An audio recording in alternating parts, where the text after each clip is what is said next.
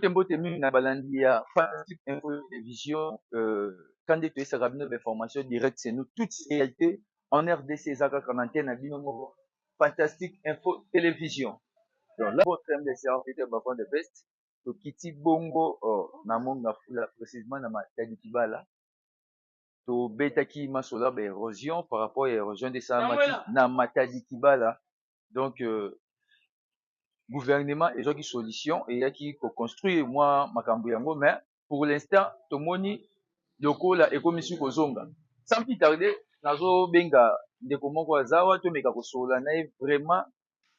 na mambo etali chemin ndeko boni Bonjour. kombo na njoza so kombo Comment là, Herman? Herman ndeko Herman tozobeta vraiment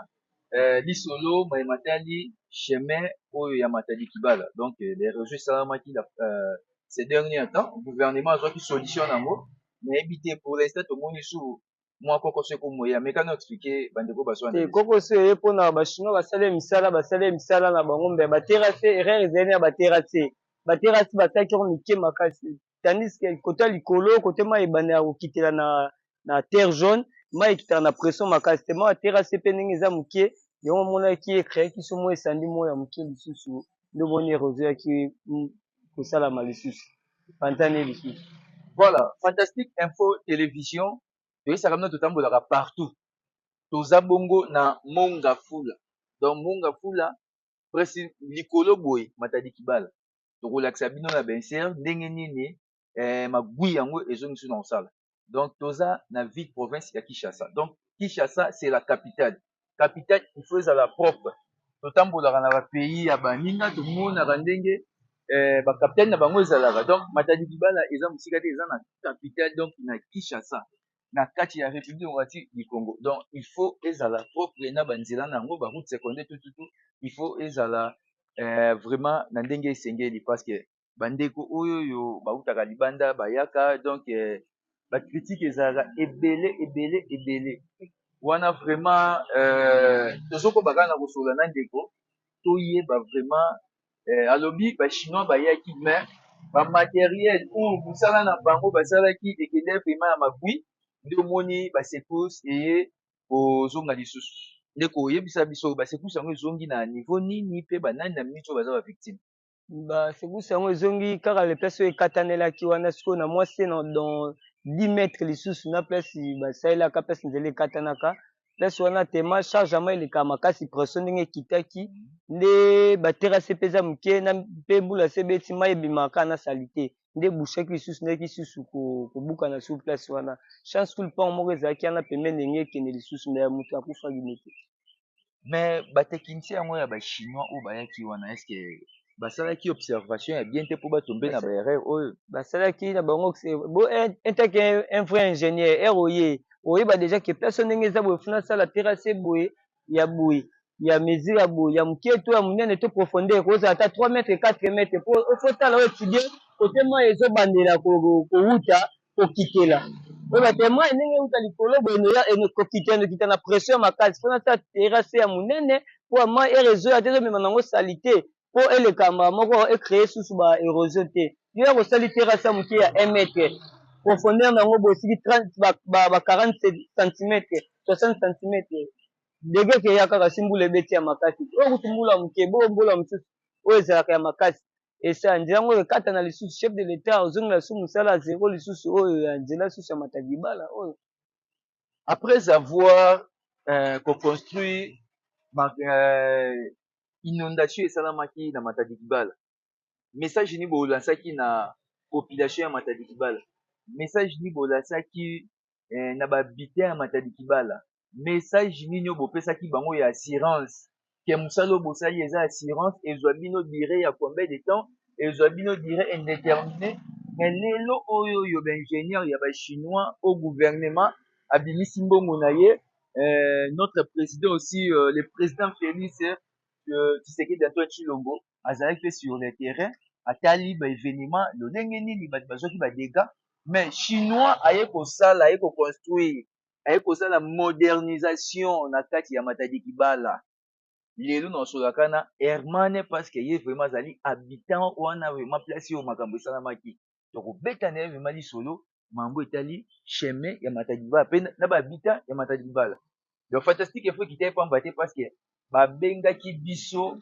na Matadi Kibala toyeba qu'est-ce qui se passe na misala ba chinois basalaki tosuki wapi toyeba ke toza na capitale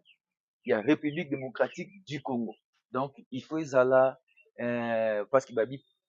pays eza paradis dans la RDC paradis paradis nango il faut yeba na ba route paradis nango il faut yeba na ba habitant baofanda ndenge nini bazovivre ndenge nini critère ya développement na bango ezali lolenge nini totala Matadi Kibala lelo tozaka na maso ya Matadi Kibala to interpeller gouvernement congolais donc bato bokozwa ndeti bachinois bayaki tomoni déjà négativité na bango tomoni positif moko te baza deya na négativité mpe baza deya na défaillance par rapport ya modernisation na bango esimbi te lobi mbula makasi ekobeta lobi kuna mbula makasi ekobeta toboyi fantastique info ezonga so babenga biso boya lisusu ofilme bato bakufi toboyi wana vraiment naluka ngai nakota prison parce que naloba oyo yo lelo nabombi koloba naloba yango jour babenga biso mais avant naloba yango te gouvernement bozwa solution ya bato Matadi Kibala bozwa vraiment solution ya bato Matadi Kibala ekosala bien ekosala vraiment bien na ndenge seli ndeko Herman yo oza victime par rapport ya bato bazala Matadi Kibala on a un message nous relancer na gouvernement congolais un message na lancé na gouvernement congolais biloko ya liboso nono si érosion esalami si chef de l'état par exemple babimisi mbongo mpo basala misala mpo kolandela bango bien e bobimisi mbongo bozolandela bango te moto ekopesi mbongo olandeli te anosala kaka oyo nyonso oyo motema ne elingi nde bazalaka wana ya mibale Matadi Kibala nde eza wana si mbula ebeti mai nono yango nde créama baérosion makasi mosusu soki likolo kuna na kota bavrak zelu so etonda na nzela mpe route ya Matadi Kibala eza lokola route numero 1 yango nde mpe ekotaka nde biloko mpona ekóma nano kuna no mpe soki baza balimete bazida bacentre ville nyonso kuna soki nzela kote ebukani ata 2 jours 3 jours 4 jours omona nzala ekokota koto na kati ya capitale nzela oyo mpe ezala no eno bien ezalaka no suivi ere nyonso fo balandela yango baterasa bien nzela mpe eza monene po yango kaka nzela moko bataxi eleka babisi eleka na baremorke eleka surtout so oye ntongo ya Matadi Kibala c'est impossible okoleka te ata pokwa à partir ya 18h 19h moleka eza te baremorke ekangi nzela baremorke kaka bango nyonso nzela yango na balekela obien nde chef de l'état tosepe na oyo susu asali su ndenge azosala baroute secondaire lokola so okendaki mvula kuna baroute secondaire mosusu ezali eke matimbudi oye mosusu awa na grand hotel banzela eza bazosalama oyo efacilite ata charge Matadi Kibala e deuxième kota baérosion vraiment alandelaka vraiment si mbongo ebimi fo kolandelaka mbongo ebimi olandeli te bakosala mosala bien te omona mpesi bato bakufaki 5 10 omona ereya lisusu ya mibale omona bato bamati susu 13 14 jamais chef de l'état ya nyonso azalaka makambo ke bato bakufaki ayaka kokunda abimisaka bambongo nzela ebukani aye susu abimisi bambongo bango baoya bato basalaka suivi basalaka na bango te po ya nini lokola nga mpola nga bachinois na bamisala bachinois nga kuna sepela yango te loba baluka ata société moko te basafricas te baoffice de route basalaka te banzela mpo ngo basalaka misala bien nde moko na baroute ya congo central tokendaka misala bachinois prince basalaka nord omwaka apres 2 mois omwa prince ekomi kovimbavimba apres 2 mois baterasi nyonso ekomi nango boucher ozomona so tokende mpona bazalaka te na mutu moko alandela asala bango suivi te nga nabetaka 7 fois na mutu uniquement oyo andosala suivi ya nzela na misala bachinois basalaka mpo bachinois mpona nga mwa bazali kwa baaventurier omona no mutu no azala no misi mike amonaka no bien te sokolo mpesa asala nzela asala yango ndenge bao mesala na butu voilà merci wana ezali mwana mboka ndeko Herman naobenga mwana mboka parce que aza mwana mboka c'est un congomane vraiment donc congomane congolise babef donc congolais vraiment ya sire donc aza mwana mboka nga bana mboka nyonso tu oyo abotami na République démocratique du Congo ata aza wapi azali précisément na Kinshasa RDC donc Kinshasa c'est la capitale de la République démocratique du Congo Matadi Kibala eza na Kinshasa donc il faut kolandela makambo nyonso tu wana bachinois basali mosala suivi est ce que botinda bato ya suivi aza te des problèmes budget bimi Misala est-ce esami que bien. botali mosala yango esalami na banorme oyo esengeli oyebi te mais message na ngai mpe interpellation na ngai nazo interpelle na gouvernement congolais boluka moye boya na matadi kibala babengisi biso lelo balobi mosala oyo bachinois basalaki ekomi deja kokende na défaillance ekomi deja kokende na défaillance donc toye mpona kosolola na bahabitant bavictime ya matadi kibala donc toboyi lobi fantastique info eya babelisa biso ke yo tala bato bakufi awa toboyi yango toboyi fantastique info tomesana toujours na kodiffuser bainformation directe bainformation exacte bainformation réelle mpe baévénement nyonso to ezoleka précisément na république démocratique du congo mpe partout à travers le monde voilà tokombongo na esuka